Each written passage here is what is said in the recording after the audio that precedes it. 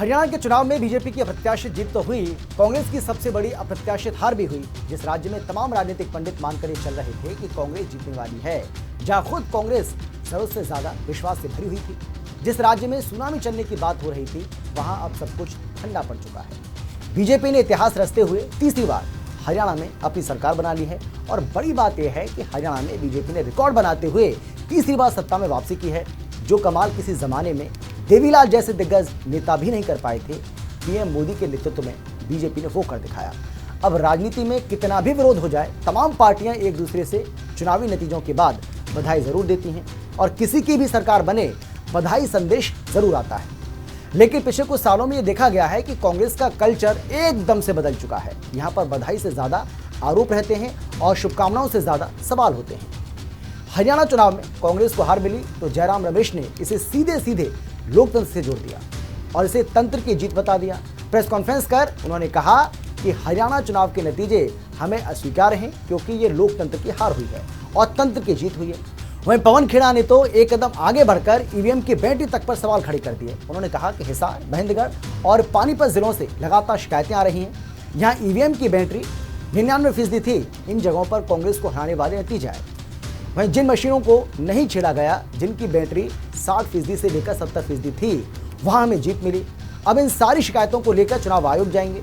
अब इस प्रकार के बयानों का क्या मतलब निकाला जाए? एक चुनावी हार ने क्या अब ईवीएम को खराब बना दिया? ईवीएम की कम ज्यादा बैटरी अब फैसला करेगी कि किसकी सरकार बनने वाली है। हैरानी की बात तो यह है कि जिन ईवीएम को लेकर कांग्रेस फिर आग बबूला है, उन्हीं चुनावी मशीनों ने जम्मू कश्मीर में उसके गठबंधन को पूर्ण बहुमत की सरकार दी है।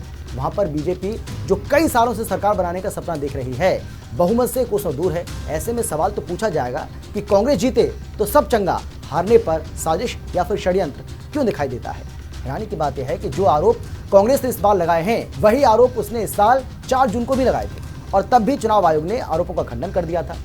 इस बार फिर इसी ने सभी आरोपों को दुर्भाग्यपूर्ण और गुमराह करने वाला बता दिया। ऐसे में देश की जनता ये सवाल पूछना चाहती है कि कांग्रेस का लोकतंत्र क्या सहूलियत वाला होता है, जो सिर्फ तभी जीतता है जब उसकी चुनाव में जीत होती है, जब सुप्रीम कोर्ट में उसके पक्ष में कोई फैसला आता है, जब जांच एजेंसियां किसी बीजेपी नेता के खिलाफ कार्रवाई करती हैं। इतने सवाल इसलिए हैं क्योंकि कांग्रेस का अब ये पैटर्न बन चुका है। वो या तो जांच एजेंसियों को कटघरे में खड़ा करने की कोशिश करती है या फिर सीधे सीधे चुनाव आयोग पर ही उंगली उठाती है। राहुल गांधी का अमेरिका में दिया वो बयान आपको याद होगा, और याद करना जरूरी भी है, जब उन्होंने विदेशी धरती से बोल दिया था कि भारत का चुनाव निष्पक्ष नहीं था। एक सवाल के जवाब में उन्होंने कहा था कि गरीब इस बात को समझ चुका था कि असल लड़ाई तो संविधान बचाने वालों और संविधान को खत्म करने वालों के बीच में थी। इसके ऊपर जातिगत जनगणना का मुद्दा भी काफी बड़ा बन गया था। मुझे नहीं लगता है कि अगर निष्पक्ष चुनाव होते तो बीजेपी को 240 सीट से ज्यादा आ पाती। अब जब कांग्रेस के सबसे बड़े नेता ही ऐसे बयान देंगे तो दूसरे छोटे कार्यकर्ताओं या फिर नेताओं से जनता को क्या उम्मीद रखनी चाहिए? चुनावों को तो हमेशा से ही लोकतंत्र का पर्व माना गया है।